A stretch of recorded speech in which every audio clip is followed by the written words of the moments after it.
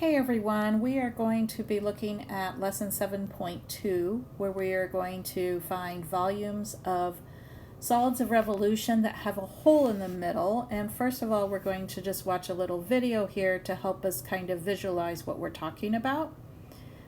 So the line y equals root x has been graphed. Now graphing y equals 1/10 x.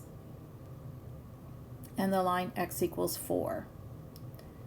So you can see the area there that is shaded. We are going to revolve that area around the x-axis. You can see how there's a hole in the middle there. And kind of visualize this object. Now they're showing us a slice of it.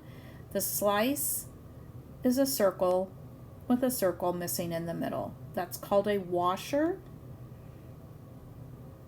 If you know about nuts and bolts and things, there's something called a washer that looks like that. And we're going to need to find the area of that washer in order to find the volume of the solid.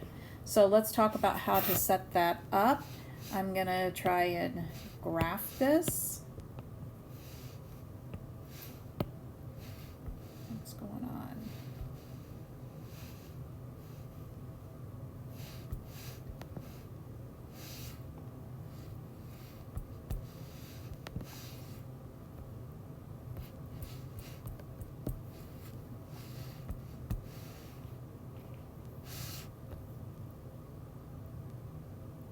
Give me a second here, a little technical difficulty. Let's see if this is going to fix it. Okay, there we go. Not sure what was going on there, but I think we're okay now. So that area, again, if you take the graph of y equals root x and the graph of y equals 1/10 x and the line x equals 4. So this is our x-axis, our y-axis, our origin. This area here is the area that I will be revolving around the x-axis. So what I really need to focus on is what is the radius of that slice. I'm getting the slice looks something like this. And I need the radius of each circle. Let's see if we can't get a nice circle there. Oh, come on, one more time. There we go. We got a nice circle. So we're going to use capital R for the big radius, little r for the small radius. We will be doing pi r squared, big R squared, minus pi little r squared would give me the area of that disk. And I can factor a pi out of there. So I need an expression for big R and for little r. Okay, big R is going to go from the axis of rotation to the function that is farthest away. And little r is going to go from the axis of rotation to the function which is closest to the axis of rotation. That's what's going to be making that small hole in the middle. Okay, so to go from little r to big R, I would be going from this line would be my big R. Excuse me, I think I said something wrong there. Anyway, this is my big R, which is y equals root x. So big R is just root x. Little r is just this distance, which is 1/10 x. So how do I find the volume? I'm going to integrate the area of that washer, and I need to figure out what x is varying between. Well, I start here at 0 and go to x is 4, so I'll be integrating from 0 to 4. Now that pi normally is tradition to write it out in front. Capital R is root x and little r is 1/10 x. And that is my integral, and I'll leave it to you guys to actually integrate. All right, so this is a summary of the method that we are using here. You can see the washers, which are slices, and again, we just really are focusing on finding the area of the washer, an expression for that, and then let our variable, we'll integrate as that variable changes. Okay, so here's the area between y equals x and y equals x cubed. We can see that they intersect at 0, 0, and 1, 1. This right here will be our capital R, and that will be our little r. Again, going from the axis of rotation to the farthest function, that's capital R. From the axis of rotation to the closest function, that's little r. Okay, so capital R is just x, little r is x squared. So it'll be volume of pi, figure out my limits of integration. X is going from 0 to 1. Capital R is x, and I'll square it. Little r is x squared, and I have to square it. So that'll be x squared minus x to the 4th. Don't forget to square your expressions for capital R and little r. Okay, as you might have guessed, we could revolve around a horizontal line beside the x-axis. We're taking the exact same shape that we had in the last problem, and we are rotating around the line y equals 2. Okay, so this distance from the axis of rotation to the farthest function is what we're calling capital R. And from the axis of rotation to the closest function is what we're calling little r. So I need expressions for those. I'm going to have to subtract here. My y value here is 2. My y value here is x squared. So capital R is 2 minus x squared. Little r goes from 2 to x. So the volume is pi times the integral from 0 to 1 of capital R, which is 2 minus x squared squared, minus little r, which is 2 minus x, and then I have to square little r. So that is my function for that volume. Okay, we're going to take the same region. This time I'll have to sketch it out. And we're going to revolve it around the line y equals negative 3. So let me move this line up a little bit.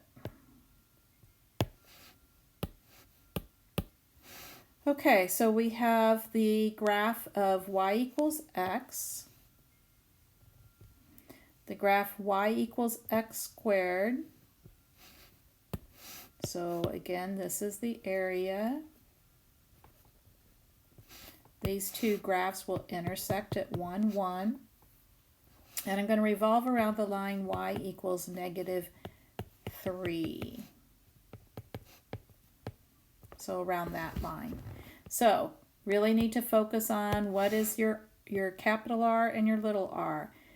Going from the function farthest away from the axis of rotation to the axis of rotation, that's your capital R, and your little r is from the function closest to the axis of rotation to the axis of rotation. I'll need to find an expression for capital R and for little r. Capital R starts up here at y equals x and ends at negative 3. So it'll be x minus negative 3, so x plus 3. Little r starts at the x squared and goes to negative 3, so that's x squared minus a negative 3, so x squared plus 3. And our format is volume equals pi. Figure out your limits of integration. X varies between 0 and 1. Capital R squared minus little r squared dx. Let's plug in what capital R is. It's x plus 3. Let's plug in what little r is. It's x squared plus 3. Make sure you square each of those values for r. Okay, as you might have guessed, we're going to revolve around the y-axis as well. Here the area that I am revolving is right here.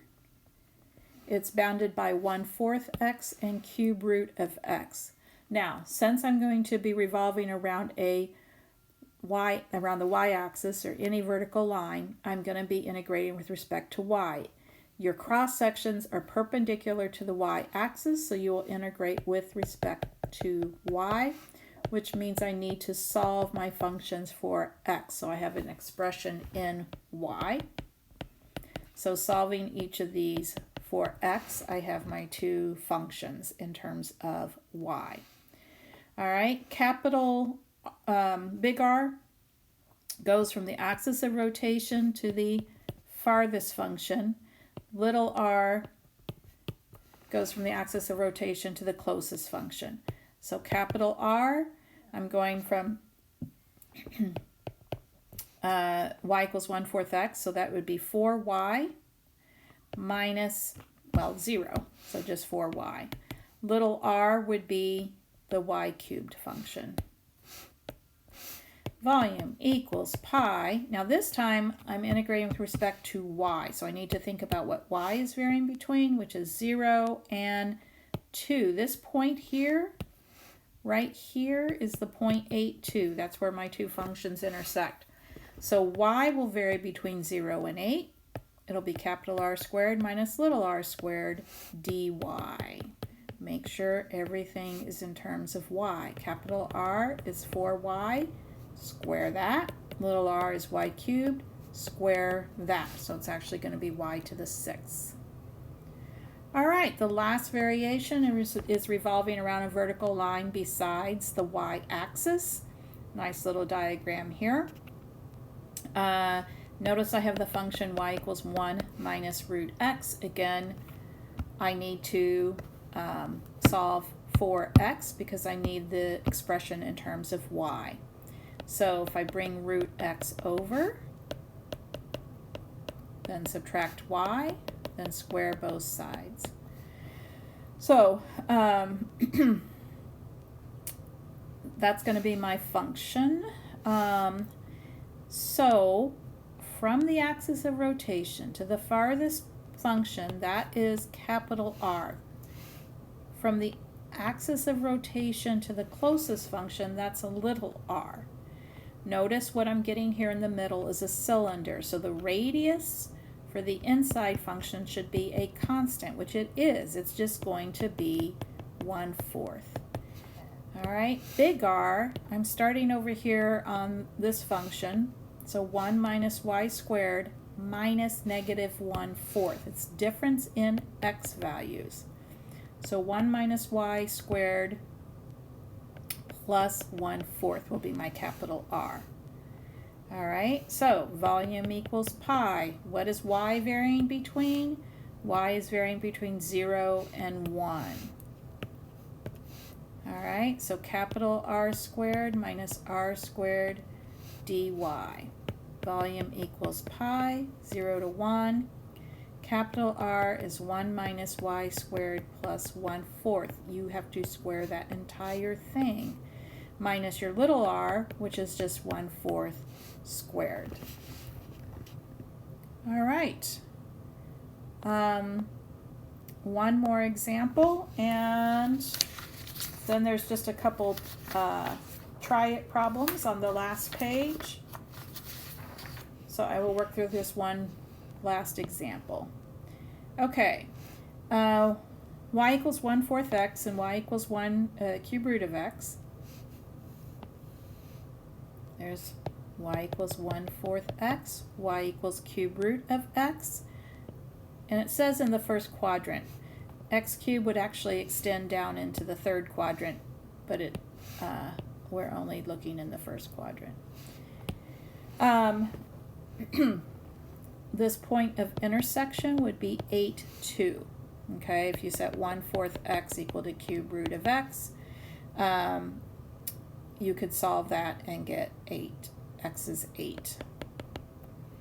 Okay, so I'm going to revolve about the line x equals negative 1. So this line over here. Okay. So capital R goes from the axis of rotation to the farthest function. Let's do that in green.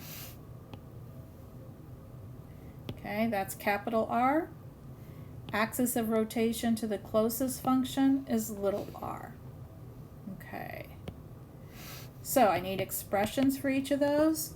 So this is on the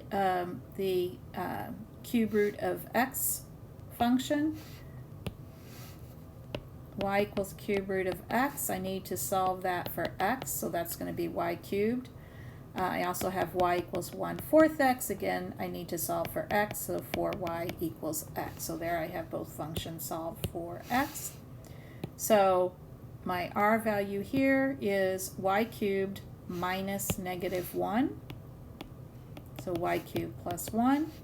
Little r is on the function y equals 1/4 x, so 4y minus -1. So 4y plus 1. Volume equals pi. Limits of integration.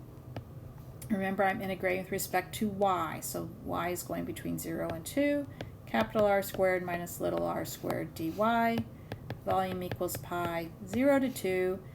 Y cubed plus 1 squared minus little r 4y plus 1 squared. Don't forget to square your big R and little r. And like I said, there's just 4 examples here. You could look on Veracross for the answers. You should give those a try. All right, guys, I hope that helps. Let me know what you need.